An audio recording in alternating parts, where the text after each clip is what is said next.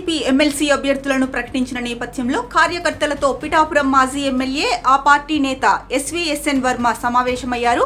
MLC పదవి దక్కకపోవడంపై ఆయన మాట్లాడారు.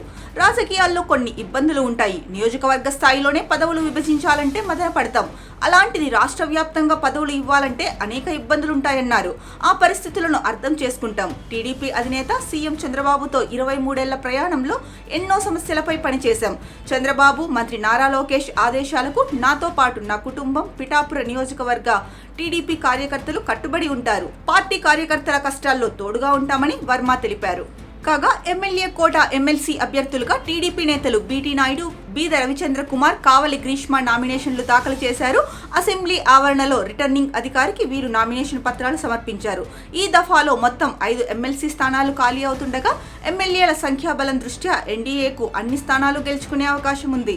వెనుకబడిన వర్గాలకు చెందిన బీటీ నాయుడు, బీద రవిచంద్ర యాదవ్, ఎస్సీ సామాజిక వర్గం కావలి గ్రీష్మకు టీడీపీ అవకాశం కల్పించింది.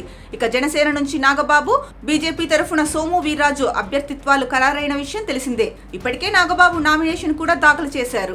ఇదిలా ఉండగా పిఠాపురం డిప్యూటీ సీఎం పవన్ కళ్యాణ్ అడ్డా అని మంత్రి నాదెండ్ల మనోహర్ అన్నారు.